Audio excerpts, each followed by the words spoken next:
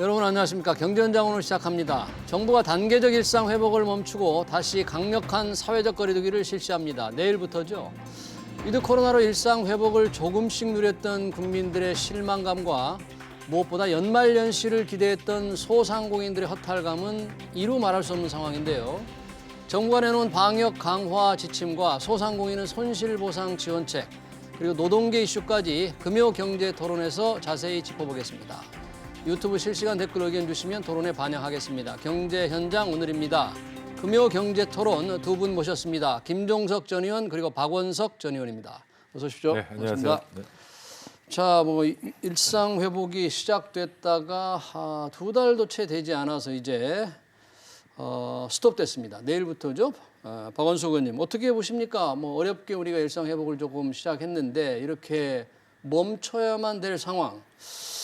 누구를 탓해야 될지, 뭐가 잘못됐는지. 사실 누구를 탓하기가 굉장히 어렵습니다.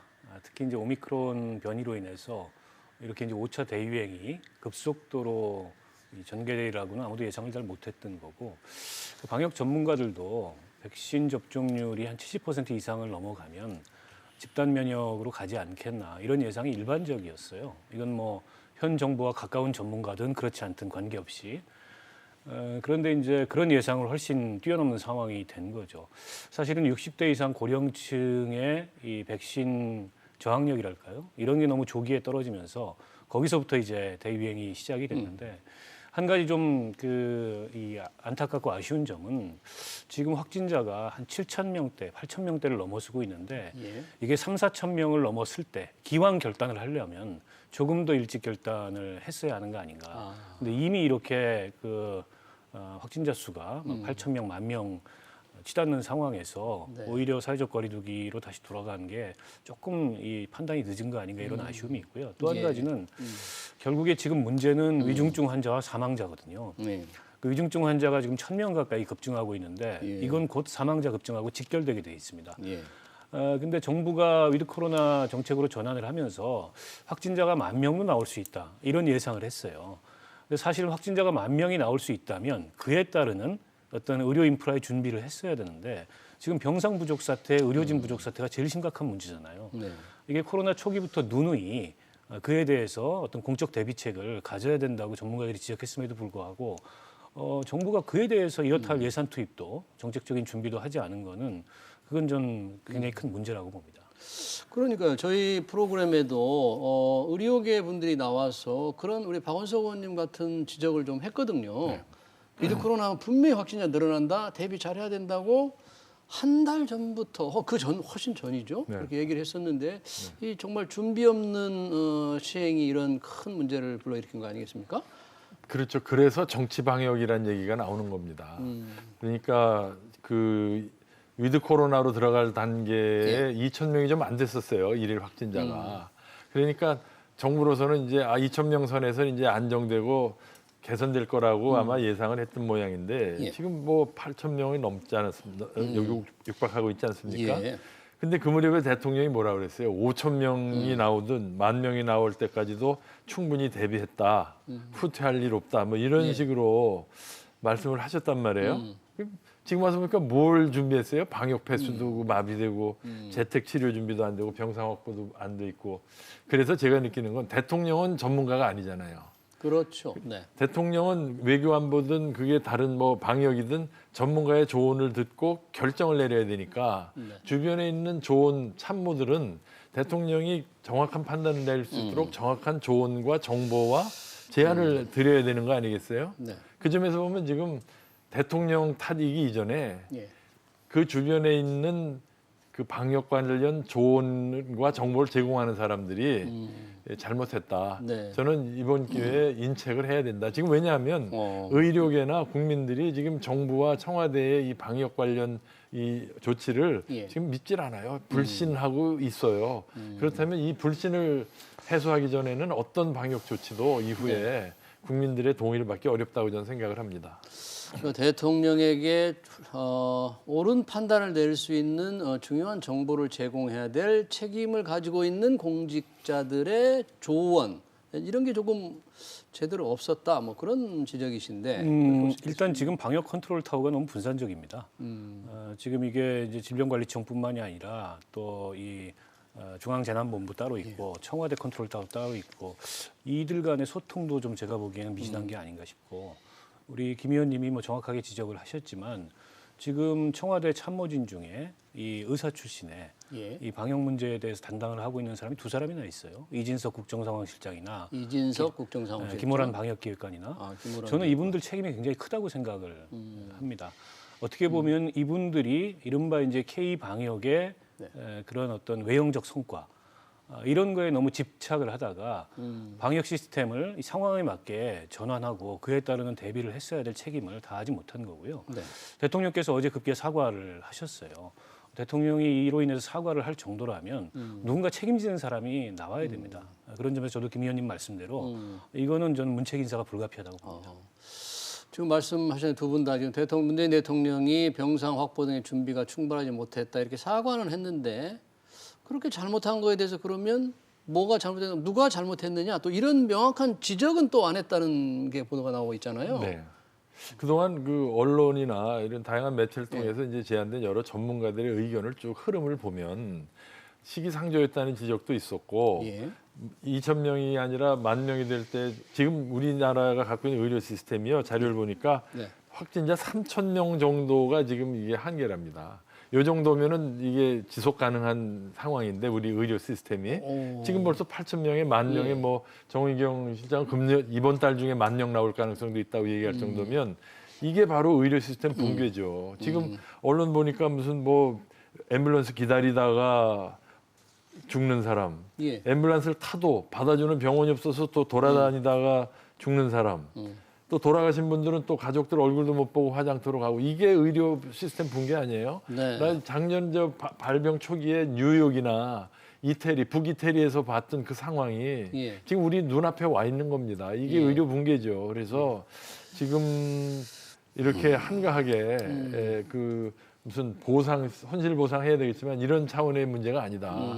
지금 의료 시스템이 지속 불가능한 상황으로 가고 있다는 점을 직시하고 예. 국민의 신뢰를 받을 수 있는 정부 차원의 획기적인 조치가 좀 필요하다고 생각을 합니다. 네.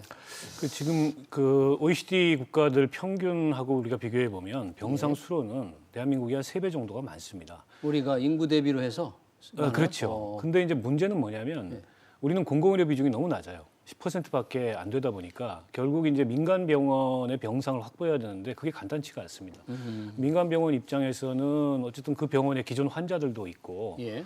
또 이미지도 고려를 할 거고 그에 따르는 보상도 충분치 않고 하니까 병상을 내놓는 거를 극히 꺼려하는 상황이고 이번에 이제 그 총리가 발표를 하면서도 예. 어쨌든 수도권 거점병원 중심으로 한 5,800병상 정도를 긴급하게 확보를 하겠다. 그래서 아예 거점병원은 전담병원으로 만들겠다고 했는데 예. 과연 그런 공헌이 제대로 이행될 수 있을지조차 의문이에요. 그래서 저는 차제에 근본적으로 이 재난에 대비할 수 있는 그런 공공의료 체계를 대폭 확충하는 그런 어떤 정책 전환이 있어야 되는데 이 얘기를 초기부터 전문가들이 계속 해왔습니다. 이런 재난에 확충하라. 대비해서 공공병상을 확충해야 된다. 감염병 전문병원을 확충해야 된다. 근데 그에 대해서 아무런 투자를 하지 않고 있다가 예. 김 의원님 말씀대로 지금 의료체계 붕괴 상황에 직면하게 된 게 아닌가 싶어요. 이제 그러다 보니까 강력한 사회적 거리두기로 내일부터 가지 않습니까? 뭐 수도권 불문 전국에 4명 이하로만 소모임이 이제 정해지고 서민들의 이제 발이 묶이는 사실상 그런 셈인데 그러다 보니까 좀 방역 패스 논란도 많아요. 이 백신을 맞지 않으면 제대로 활동을 할 수가 없게 됐는데 뭐 불가피한 또 이 제한 조치라고 봐야 되겠습니까? 이 조치에 어떤 문제가 또 좀 있다고 봐야 되겠습니까? 그렇죠. 지금 일반 시민들은요. 지금 그 방역 당국에서 요구하는 뭐 9시 이후에는 집에 가라든가 4명 이상 모이지 말라든가 종교 뭐 단체는 뭐 30% 이하로 하라든가 예.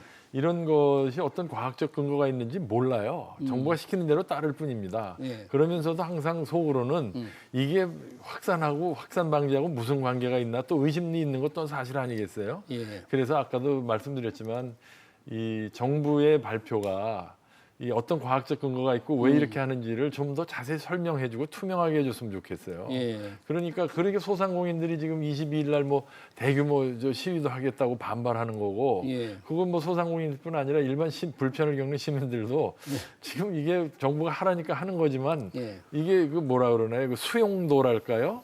이게 낮은 거예요. 이게 지금 누적돼서 여기까지 왔거든요. 네. 사실 일본이나 유럽의 그 미디어를 보면은 예. 정부가 굉장히 투명하게 객관적으로 국민들하고 호흡을 하더라고요. 예. 왜 우리는 그렇게 안 하는지 답답한 마음입니다. 지금 뭐 청소년들 방역 패스 내년 2월에 학원에 적용한다고 하면서 지금 난리가 나 있는 상태잖아요. 그 뭐 정경청장이 무슨 대책을 지금 뭐 강구한다고 하는데 그 무슨 대책이 있을지는 뭐 모르겠는데요. 교육부에서도 여론을 감안해서 예. 그 정책 방안을 좀 더 고민하겠다고 발표는 했습니다만 저는 이게 이제 정책이라는 거는 일관성, 신뢰성, 형평성 이런 게 굉장히 중요합니다. 예. 더군다나 지금 같은 위기 상황에서 누구는 예외가 되고 또 누구는 어떤 통제를 따라야 되고 그런 데서 오는 어떤 박탈감이나 형평성 문제가 발생을 하거든요. 예를 들어서 방역 패스만 하더라도 예. 소상공인들이 운영하는 그런 점포는 대부분 다 이 방역 패스를 의무적으로 설치하고 안 할 경우에 그에 따른 과태료, 영업 정지 이런 어떤 규제가 있어요. 통제가 따릅니다. 근데 14군데 방역 패스 예외 시설이 있어요. 예를 들자면 백화점, 교회, 또 무슨 뭐 워터파크 그런 데는 도대체 왜 예외가 돼야 되는지 어떤 과학적 근거에 의해서 예외인지에 대해서 설명이 없습니다. 예. 당연히 이렇게 되면은 불평불만이 나올 수밖에 없고요. 청소년 방역 패스도 마찬가지예요. 위드 코로나 들어가기 직전만 하더라도 12세부터 18세까지는 이제 백신 접종을 의무화하지 않겠다라고 정부가 공언을 해왔습니다. 그런데 갑자기 이게 위드 코로나 들어가서 보니까 이게 12, 18세 그 연령대에서 감염자가 늘어나더라 하니까 갑자기 방역 패스를 도입하겠다 그랬어요. 근데 예. 방역 패스를 도입하게 되면 독서실, 학원, 또 PC방 이런 데 이제 못 가게 되는데 PC방은 그렇다 쳐도 예.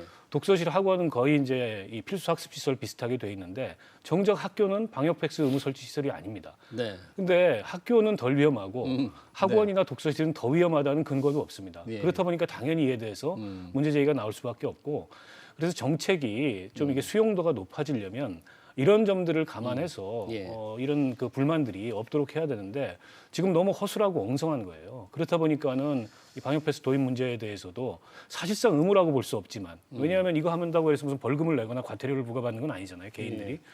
그러나 백신을 안 맞는다 그래서 네. 그러나 사실상 백신을 안 맞고는 뭐 정상적인 도저히 생활을 활동이 할 수 안 없는 되니까요. 예. 그런 상황이 돼버렸고 그조차도 형평성이 불분명하다 보니까 이런 문제가 나오는 것 같습니다. 사실은 지금 그 학생들도 우리 박원순 의원님 학생들도 문제지만 지금 가장 큰 문제는 이 강력한 사회적 거리두기 내일부터 실시하면서 되는 이 소상공인들입니다. 지금 뭐 이 제대로 위드 코로나로 조금 뭔가 숨통이 트일만 했고요. 연말 이제 큰 기대를 했었는데 전부 그 기대를 접어야 되잖아요. 그렇죠. 갑자기 또 정부가 그러다 보니까 방역 지원금을 100만 원씩 지급하겠다고 갑자기 오늘 발표를 했지 않습니까? 이 방역 지원금이라는 것은 손실 보상과 좀 또 다른 거죠. 그렇죠. 어떻게 지원하는 겁니까 이거는? 그러니까, 그러니까 손실보상은 이미 이제 국회에서 통과가 돼가지고 예산에 반영이 돼서 이제 나가는 거고요. 예. 이거는 이제 내일부터 시행하는 거에 대한 일종의 위로금이죠. 일단 좀 드릴 테니 예. 이것도 아마 나중에 이제 손실보상법에 의해서 예. 아마 정산을 하겠죠. 그러나 일단은 100만 원을 320만 그 자영업자들한테 준다고 하니까 예. 뭐 글쎄요 큰 도움이 될는지는 모르겠습니다만 저는 여기서 보이는 게 이제 자영업자들은 예. 100만 원이라도 현금 받지만 네. 지금 여기서 또 그 사각지대가 예를 들면 이제 위드 코로나로 되면서 또 저 종업원을 뭐 일시직이라도 한두 명 고용한 집들이 있단 말이에요. 식당이든 무슨 소상공인들. 이 사람들 다시 해고 위기에 지금 몰리고 있어요. 언론을 보니까. 이 사람들에 대한 대책은 하나도 없는 거죠. 물론 예. 이제 우리 사회보장제도가 있고 기초생활보장제도가 있지만 예.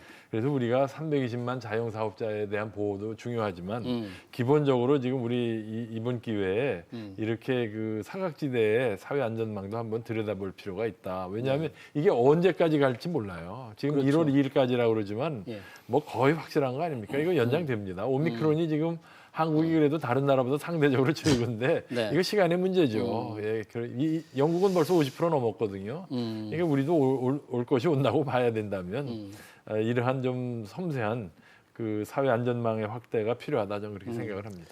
지금 말씀하신 대로 이제 손실보상법에 의한 보상 이제 4분기 거를 좀 해야 되고 또 여기 추가로 방역지원금 현금으로 이제 100만 원 딱 준다고 갑자기 또 발표를 했는데 이 소상공인들 이런 정책에 대한 반응은 어떻습니까 지금?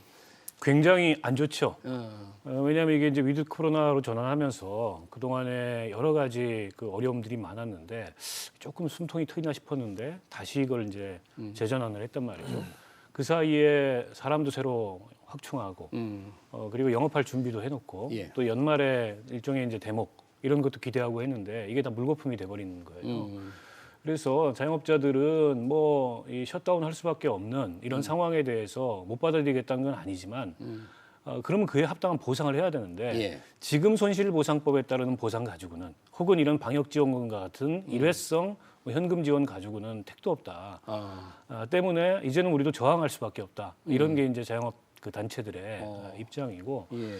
저는 그래서 이분들이 폐업하지 않고 버틸 수 있도록 하려면 고정 비용에 해당하는 그런 비용들을 지원할 수 있는 방향으로 손실보상법이 대폭 개정돼야 되고 그걸 위한 뭐 추가 경정 예산이나 이런 재정적 지원이 좀 불가피하다고 봅니다. 네. 그리고 앞서 우리 김 의원님 말씀하셨듯이 지금 이제 가장 어떻게 보면은 그 취약지대에 놓여 있는 노동자들, 특히 이제 그런 중소 자영업자들이 고용했던 이 고용 인력들이 말씀하신 대로 지금 해고의 위기에 직면해 있어요. 근데 이분들 해고되면 그에 따르는 어떤 뭐 고용보험이나 이런 게 안 되는 분들도 상당수 있습니다. 그런 데 대한 취약계층 노동자들에 대한 어떤 대비책도 저는 동시에 마련이 돼야 된다고 보고 전국민 재난지원 가지고 한참 갑론을박을 했는데 전국민 재난지원금이 아니고 이런 분들에 대해서 좀 맞춤형 지원이 좀 필요한 시점이 아닌가 싶습니다. 지금 말씀하신 대로 방역지원금에다가 손실보상금 이 재원은 가능합니까? 현재 뭐 네. 예비비로 뭐 하게 되는 겁니까? 그렇죠. 지금 2021년도 예산에 이미 반영이 돼 있고요. 예. 지금 연말이잖아요. 예. 그리고 이제 전에 12월 초에 통과된 이제 내년도 예산에 방역 예산하고 손실보상 예산하고 또 예비비가 있으니까 예. 다음 달부터 이제 충분히 예산은 있을 거예요. 그래서 이제 이 추경 얘기가 이제 또 네. 선거철이고 하니까 또 자꾸 흘러나오는데 이게 추가 경정 예산 제도를 이게 희화화하는 거예요. 이게 아니 12월 3일 날 통과시켜 놓고 다음 주에 며칠 되지도 않아서 또 추경 얘기하는 건 그럼 그동안 예산심의 뭐 했다는 거예요. 그러니까 이 추가 경정 예산을 무슨 꽃감 빼먹듯이 아무 때나 하는 건 아니고 실제로 법에도 예산회계법에 그렇게 안 돼 있어요. 예. 그러니까 이 예산 추가 경정보다는 지금 있는 제도 내에서 우선 예비비라든가 방역 예산을 좀 충분히 지원을 하고 네. 특히 이제 이 선지원 후보상 얘기가 지금 논의가 있는데요. 선지원하고 예, 후보들은 후보상. 이제 먼저 선지원하고 나중에 정산하자는 건데 이제 행정부는 이제 소극적이죠. 근데 예. 이게 업무를 집행하는 차원에서 보면 선지원 후정산은 이게 상당히 혼란이 야기될 가능성이 많습니다. 그래서 이게 우리나라의 뭐 행정력이나 그동안의 그 과거 경험을 보면 이거 상당히 신중해야 될 것 같습니다. 그래서 네. 지금처럼 그냥 100만 원 우선 주고 나중에 추가로 더 준다 뭐 이런 방식은 모르겠는데 원하는 만큼 써내라. 주고 나중에 정산해 보니까 너 더 받아갔다 개워라 이러면은 그거 상당한 불만이 많을 그럼요. 거예요. 조심하게 접근해야 될 것 같습니다. 지금 방역지원금 100만 원씩은 일단 이 320만 소상공인들이 주고 또 4분기 손실보상은 이제 법에 따라서 추가로 주는 거니까 선지급 후 정산 뭐 여당에서는 주장하지만 행정부는 쉽게 하기가 좀 쉽지 않을 것 같아요. 그걸 하면 이제 공무원들이 일이 복잡해지고 많아지거든요. 당연히 그 뭐 꺼리기에 들 수밖에 없고요. 근데 시스템상 불가능하지는 않습니다. 우리는 1년에 한 번씩 이제 종합소득신고라는 걸 하기 때문에 그 종합소득신고 그 시점에 가서 후정산을 할 수 있는 그런 뭐 이 기술적인 그런 시스템이나 이런 것들이 없지는 않은데 문제는 이제 정부가 의지가 있느냐의 문제일 거고요. 예. 저는 추가 경정 예산이 불가피하게 될 거라고 봅니다. 다만 그럴 거다. 지금 김 의원님이 얘기하셨듯이 예. 이게 이제 기존의 행정 그 관성으로 봤을 때 예. 예산안 통과시킨 지 며칠 됐다고 추경 예산을 또 하냐. 이게 이제 정부로서는 굉장히 부담스럽고 또 아마 뭐 그런 적극적인 그 의지까지 갖지 않을 텐데 예. 당연히 뭐 인원위가 이제 시작된다면은 정치권에서 시작될 수밖에 없을 거라고 보고요. 지금 뭐 김종인 그 총괄선대위원장 같은 경우에도 필요성에 대해서는 동의를 하고 있는 것 같아요. 다만 그거는 이제 정부가 주도할 일이지 뭐 우리가 마주 앉아서 협상할 일이 아니다. 이런 어떤 입장인 것 같고 그래서 저는 추경 예산 이전에 예. 내년 예산안 중에 뭐 분기별로 집행 계획이 세워 있는 예산안을 1·4분기 내로 다 조기 집행해야 된다. 조기 해야 네, 된다. 손실 보상이 됐든 방역이 됐든 예. 그리고 나서 예산이 부족해지면 추경을 하는 것도 하나의 방안이라고 보고 시점상 그러면 새 정부가 들어선 이후에 추경을 하게 될 수도 있다고 보거든요. 그래서 어쨌든 내년 1년 통 예산을 1·4분기에 다 쏟아 부어서라도 이 불을 끄는 게 시급하다고 봅니다. 네, 뭐 재원도 만만치 않으니까 또 추가 경정 예산 논란이 있을 것 같습니다. 자, 저희 금요경제처럼 두 번째 이슈로 한번 넘어가 보겠습니다. 두 번째 이슈는 노동계, 여야 대선 후보들의 노동계 껴안기에 관련된 겁니다. 두 가지 종류가 있는데요. 하나는 공공기관 노동이사제가 있고요. 또 하나는 이제 5인 미만 사업장에도 노조를 인정하자. 우선 공공기관 노동이사제, 그러니까 노조 대표, 근로자 대표가 이사회에 참여할 수 있게 하자는 게 이제 노동이사제지 않습니까? 여당이 주장을 했고 문재인 대통령의 공약이어서 나름 관심을 끌어오다가 야당은 반대해 왔는데 윤석열 국민의힘 후보가 노동이사제를 딱 하겠다. 노동계에 찾아가서 그러면서 지금 굉장히 그 기업들이 좀 긴장을 하는 것 같아요. 네. 윤석열 후보의 생각은 뭡니까? 뭐 생각이야 어제 얘기한 대로 공개적으로 예. 공약한 대로겠죠. 그러나 이게 지금 그 여러 가지 제도에 지금 어떻게 보면 국론이 분열돼 있고 논란이 있는 이슈인데 공론화 과정 없이 예. 특히 국민의힘 내에서 어떤 정상적인 정책 그 공론화 과정 없이 그냥 후보가 돌출 발언한 것 같아요. 야당의 의견 통합이 잘 안 돼 있는 상태다 그런 얘기죠. 그렇죠. 예를 들면 뭐 정책의총이라든가 예. 그다음에 정책위원회와의 협의 없이 물론 후보가 당무 뭐 집행권이 있으니까 그렇게 한다고는 하지만 이거는 아마 상당히 우리 국민의힘 당이 예. 유지해왔던 어떤 일관된 노선과 크게 벗어나는 것이기 때문에 네. 이거는 당내에서도 상당히 좀 우려하는 시각이 있다고 저는 알고 있습니다. 예. 그런데 이 노동이사제 뭐 취지가 뭔지 잘 모르겠어요. 지금 우리에게 필요한 가장 우선순위가 경제 회복과 일자리 창출, 성장 잠재력 이런 거 아니겠습니까? 네. 그래서 노동이사제 그것도 공기업에게 네. 노동이사제를 도입해서 민간 부문까지 확대를 도모하는 게 일자리 창출이나 성장률 제고에 무슨 도움이 되는지 이게 왜 갑자기 튀어나왔는지 저는 이거 일종의 파퓰리즘이고 정책이 우선순위가 아닌데 또 아까 우리 말씀하셨지만 5인 미만 사업장에게도 근로기준법을 적용하겠다는 법안도 같이 문제. 나왔어요. 네. 윤 후보도 동의한다고 그랬습니다. 네. 아니 근데 앞에서도 우리 한참 얘기했지만 지금 소상공인 자영사업자 특히 5인 미만의 작은 업체를 가진 사람들이 지금 얼마나 어렵습니까? 지금 이거 불난데다 기름 붓는 거 아니에요? 이게 정책이라는 게 때가 있고 순서가 있지. 지금 그러지 않아도 100만 원씩 주면서 뭐 100조 원씩 풀겠다 이런 식으로 얘기하면서 갑자기 근로기준법을 적용하겠다고 그러면 이거 무슨 장단입니까? 그래서 저는 지금 뭔가 이 선거철에 뭔가 좀 양대 후보들이 지금 잘못하고 있다 좀 그렇게 생각합니다. 그러니까 우리 김종수 의원님 말씀은 노동이사제가 과연 일자리 창출과 경제 활성화에 무슨 도움이 되느냐. 또 5인 미만 근로기준법 적용은 크게 조금 또 여러 가지 문제가 있다. 지금 어려운 사람들 이 어려운 아니에요? 상황에서 한쪽에서는 또 떡을 주고 한쪽에서는 뺨을 때리고 매를 주고 하는 그런 상황이다는 얘기죠. 박원석 의원님 어떻게 보십니까? 두 제도. 이 점에 있어서는 생각이 제가 많이 다른데요. 네. 일단 이제 공공기관의 방만한 경영, 또 제대로 견제되거나 감시되지 않는 경영, 이런 것을 내부에서 감시함으로써 공공기관의 경영을 효율화하고 투명화하고 기업의 어떤 지배구조를 개선해 가자. 얼마 전에 이제 그 LH 사태로 인해서 난리가 났었는데요. 네. LH 직원들까지 땅 투기에 나서고. 근데 사실 물론 이제 단언할 수는 없습니다만 이 노동이사제와 같은 그런 시스템이 있었다면 이제 그런 상황에 대해서 보다 좀 더 효과적인 내부 견제 감시가 이루어지지 않았을까 이런 생각이 들고 이게 전혀 시행이 안 되고 있는 제도가 아니고요. 예. 우리도 이제 지방자치단체에서 조례로 9개 시도에서 82개 공공기관에 대해서 102명의 노동이사가 이미 활동을 하고 있습니다. 근데 그걸 대체적으로 평가한 걸 보면 애초 많이 우려했던 거와는 다르게 노조가 파견한 노동이사가 들어와서 어떻게 보면은 이제 회사 경영에 뭐든지 감나라 배나라 하면서 이렇게 하지 않겠냐. 그러고보다는 오히려 노사 갈등이 줄어들고 또 합리적인 어떤 이 기업 경영에 그런 개선점들이 생기더라라는 것이 대체적인 평가이고 유럽 같은 데서는 아주 일반화되어 있는 제도이거든요. 그리고 이제 유럽 같은 경우에 특히 독일 같은 경우에는 거의 과반에 해당하는 그런 노동이사를 이사 정수에 파견을 하고 있지만 뭐 우리는 시작 단계에서 그러긴 어려울 거고 뭐 한 명이나 두 명의 이사라도 들어간다면 그게 어떤 기업 경영의 투명성이나 기업 지배구조의 개선이나 효율성이나 이런 데 도움이 되지 않겠냐는 취지고요. 어쨌든 그 민간 기업까지 지금 당장 다 확산한다는 게 아니고 정부가 투자하고 정부가 출자한 그런 공공기관에 제한해서 적용을 하자는 거기 때문에 두 후보 다 못할 게 없다라는 판단을 내린 게 아닌가 싶고요. 네. 5인 미만 사업장 근로기준법 적용은 진작 됐어야 되는 문제입니다.